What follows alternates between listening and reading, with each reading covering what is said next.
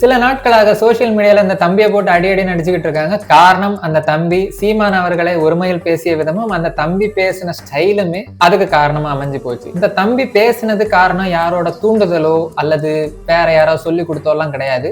ஆர்வ கோளாறும் சரியான அரசியலும் வரலாறும் புரியலற்ற ஒரு தன்மையும் தான் இந்த தம்பி இப்படி பேசினதுக்கு காரணம். ஏன்னா அந்த தம்பிக்கு தெரிஞ்சது மொத்தமாவே விஜய் மட்டும்தான். விஜய்க்கு ஆப்போசிட்டா யாரு பேசினாலும் அவன் நமக்கு எதிரி அப்படின்ற மாதிரி. இந்த தம்பி மட்டும் இல்ல, இந்த மாதிரி நிறைய தம்பி தங்கச்சிகள் தமிழராய் பிறந்திருந்தாலும் தங்களுடைய வரலாறே தெரியாம நிறைய பேர் இருக்கிறாங்க. இத மாதிரி தமிழ் சகோதர தம்பி தங்கைகளுக்கு நான் 2 புத்தகம் பரிந்துரைக்கிறேன். கண்டிப்பா வாங்கி வாசிங்க. அதுக்கப்புறமாட்டும் நீங்க என்ன முடிவு வேணாலும் எடுங்க. சரிங்களா? 1, நான் மாலதி அவர்கள் எழுதின எனது நாட்டில் ஒரு துளி நேரம் இந்த புத்தகமும், கலாநிதி சு சேதுராமலிங்கம் அவர்கள் எழுதின பிரபாகரன் சட்டகம் இந்த புத்தகமும் வாங்கி வாசிங்க. கஷ்டமாலாம் இருக்காது, ரொம்ப ஃப்ளோவா சிம்பிளா போயிட்டு இருக்கும்.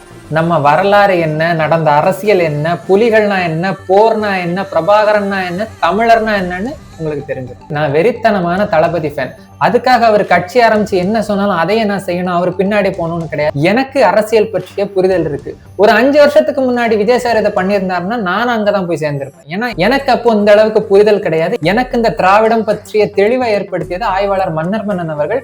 தமிழர்னா யாரு, தமிழர் வரலாறை பத்தி தெளிவை ஏற்படுத்தியது மறைந்த ஐயா திரு ஒரிசா பாலு அவர்கள். நிறைய பேர் என்ன நினைச்சிட்டு இருக்காங்கன்னா, தமிழ் தேசியம்னு சொல்லிக்கிட்டு இருக்கிறவங்க எல்லாம் சீமான் பின்னாடி போயிட்டு இருக்காங்க, சீமானுக்காக போயிட்டு இருக்காங்க. சத்தியமா கிடையாது. அங்க இருக்கிறவங்க ஒவ்வொருத்தருமே தமிழர், நாங்கள் தமிழர்கள், எங்களுக்கென்று ஒரு வரலாறு உண்டு, எங்களுக்கென்று மரபு உண்டு, எங்களுக்கென்று ஒரு பெரும் அறமே உண்டுன்னு சொல்லிக்கிட்டு தமிழ் தேசிய வழியில ஒன்று சேர்ந்தவங்க. நாளைக்கு சீமான் அவர்கள் அங்க இருந்தாலும் இல்லாட்டாலும் அங்க இன்னொரு தமிழன் வந்து நிப்பான்.